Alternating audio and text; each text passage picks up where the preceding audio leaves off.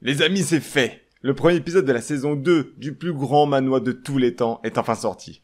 Et ouais, bye bye Solo Leveling, maintenant, place au maître incontesté. Bonjour à tous, c'est Hermo Sensei. Parlons un peu de ce premier épisode de la saison 2 qui a comme un goût de résurrection, tant la première saison m'a déçu. C'est parti!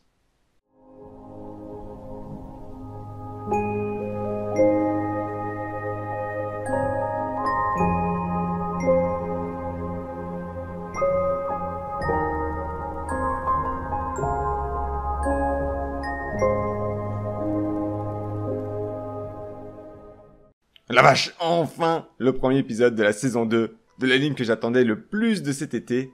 Il est enfin là, il est sorti et je dois dire que je suis rassuré. Alors pourquoi me demanderiez-vous déjà?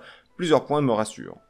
Je ne sais pas vous, mais lors de la saison 1, j'ai immédiatement été déçu par l'animation proposée par le studio Telecom Animations, qui tout au début travaillait sur des projets de dessin animé, soit dit en passant. Je trouvais que les personnages n'étaient pas mis en valeur et surtout que beaucoup de passages étaient rushés, comme par exemple l'explication de l'utilisation d'un phare pour les gardiens de phare, ou tout simplement encore le jeu de la couronne qui est allé à une vitesse impressionnante. Là sur cet épisode, déjà c'est le studio The Answer Studio qui a pris le relais pour cette saison 2. Alors je connais pas du tout ce studio, juste que je sais qu'ils se sont occupés de l'un des films, City Hunter, qui est sorti récemment, mais je dois avouer que ça n'a rien à voir, on a clairement une animation beaucoup plus soignée que la précédente. Les personnages donnent plus envie, je trouve, ils ont plus de charisme et les effets de lumière ainsi que les animations des sorts m'ont beaucoup plus convaincu. Alors après, je reste prudent car c'est le premier épisode et qu'il s'agit d'un épisode assez calme où l'on rencontre de nouveaux personnages. Et en parlant de nouveaux personnages, cet épisode nous centre sur Yavangnan, un jeune homme blond avec des espèces de cornes rouges dans son cou. Il présente un caractère assez surprenant car on le voit complètement naze en fight, il se fait éclater par Miss Lance-Flamme, mais ça ne l'empêche pas de taper la causette assez facilement avec des inconnus, donc qu'est-ce qu'on peut en dire? On peut le qualifier de bluffeur peut-être, c'est le mot qui me vient à l'esprit en tout cas. Donc ce Javangan est ce que je pense un protagoniste qu'on souhaite voir aller plus loin. Il est faible au premier abord, mais à coup sûr c'est le genre de personnage qu'on veut le voir progresser et évoluer, donc il sera forcément un personnage attachant. De plus, ce qui trouble lors de cet épisode, c'est la bague qu'il porte. Une bague rouge comportant 3 yeux comme le symbole représentant, et oui, le roi Jade. Et si vous avez fait attention à la phrase que prononce l'une des sœurs de la princesse Yuri, que l'on voit, elle est un peu geek on va dire, elle annonce bientôt le retour du prince de Jade. Alors jusqu'à présent, on a entendu parler uniquement des princesses de Jade, qui reçoivent l'un des 13 mois comme arme, ainsi qu'une partie des pouvoirs du roi Jade, mais il existe également un, ou voire des princes, ça on ne le sait pas encore. Toujours est-il qu'après cette phrase, dite par la sœur geek, on nous présente ce nouveau personnage Yavangnan portant une bague symbolisant la royauté de Jade. Et si c'est bien un prince de Jade, nul doute qu'il détient une certaine puissance, qui, pour le moment, ne semble pas être réveillée, au vu de sa peur lorsqu'il voit le gars aux cheveux longs châtain se fight. D'ailleurs, en parlant de lui, nul doute qu'il s'agit de Bam. On voit ses yeux dorés, son contrôle de Shinsu qui est incroyable, et il semble en plus vide, complètement vide à l'intérieur. Il a l'air détruit, ce qui n'est pas sans rappeler justement la trahison terrible qu'il a subie de la part de Raquel. C'est une grosse pute. Donc partant du postulat qu'il s'agit de Bam, et regardons en détail ce qu'il se passe durant cette épreuve. On peut voir avec quelle aisance il parvient à supprimer 2 participants à l'épreuve du 20e étage. Une seule attaque suffit à chaque fois pour les mettre KO. On observe à quel point il a encore progressé dans sa manipulation de Shinsu, mais également dans sa vitesse de déplacement et ses capacités de combat au corps à corps. C'est vraiment un tout nouveau Bam que l'on découvre, qui a subi un entraînement sûrement rigoureux de la part de Waryun, la guide aux cheveux rouges, qu'il a récupéré après son combat face au taureau, vous savez, lors de l'épreuve avec les poissons dans l'eau là.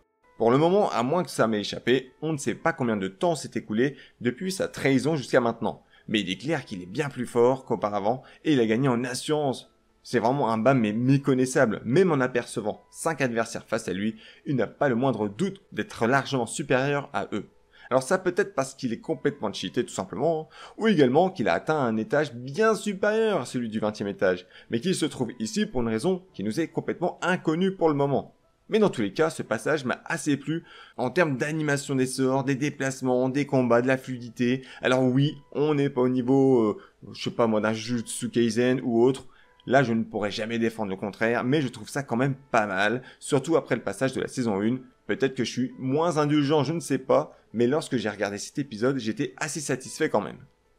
Donc on a retrouvé notre cher Bam, qui se trouve au 20e étage, pour passer une épreuve, afin de se rendre à l'étage suivant. Mais surtout, Les participants qui parviennent à passer ce test obtiennent à la fin le rang E, faisant passer, on va dire, d'un simple régulier à un régulier confirmé.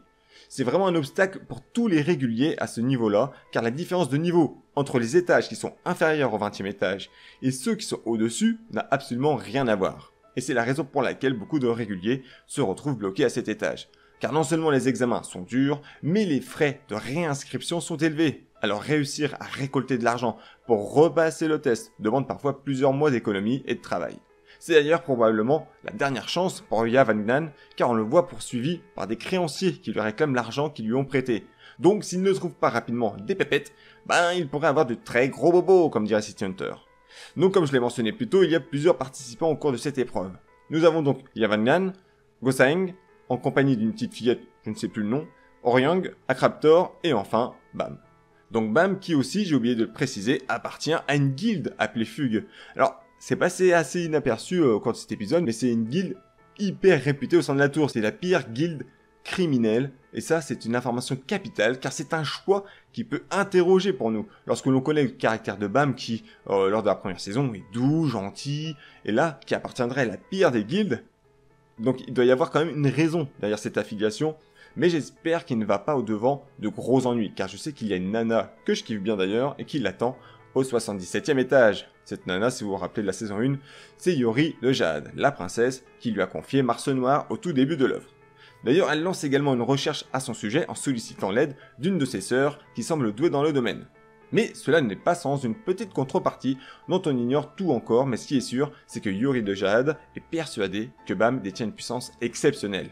Elle ne peut pas s'empêcher de le chercher à chaque fois partout dans la tour, mais il est possible qu'elle ne soit pas au courant tout simplement qu'il ait intégré la guilde du Fugue. Ça expliquerait pourquoi elle le cherche, car elle l'attendait à la base au 77e étage, à la guilde Volkeksang, dont elle a remis un insigne à Issue lors de la saison 1 et à qui elle a demandé de le transmettre à Bam. Donc peut-être qu'elle n'a jamais eu de retour depuis ce temps. Bon, en gros, pour le moment, on n'a pas non plus énormément de choses à dire. La saison 2 vient de débuter avec un tout nouvel arc qui se met en place. On apprend à connaître les nouveaux personnages. On sait que Yori cherche Bam et que ce dernier est en train de passer le test du 20e étage. Avec peut-être un potentiel prince de Jade nommé Yavagnan. Qui sait, on en saura plus dans le futur. En tout cas, je suis vraiment super content, vraiment super ravi d'avoir à nouveau du Tower of God en anime. La dernière fois où j'étais si impatient personnellement, c'était pour la dernière saison de Classroom of the Elite. Et là franchement, de retrouver cet univers que j'adore avec une animation de bien meilleure qualité que la saison précédente, franchement je suis rassuré. J'aimerais évidemment toujours mieux, mais c'est déjà bien mieux que la première saison. Alors j'essaie de pas être trop gourmand et de savourer déjà ce qu'on nous offre avec un respect total pour l'instant du scénario du manhwa. Et ça aussi, ça fait plaisir, car c'est un monde qui est assez complexe par moments. Alors j'espère qu'ils vont prendre vraiment le temps de bien nous expliquer les épreuves, de bien montrer les différents groupes de personnages, car on peut vite être perdu avec Tower of God. Bon voilà, je vais pas m'éterniser davantage, j'espère que vous avez vous aussi été plutôt rassurés pour ce premier épisode. N'hésitez pas à me le mentionner dans les commentaires si vous voulez partager de cet anime que j'adore évidemment. Et sur ce, bien sûr, je vous dis à la semaine prochaine pour l'épisode 2. Ciao ciao.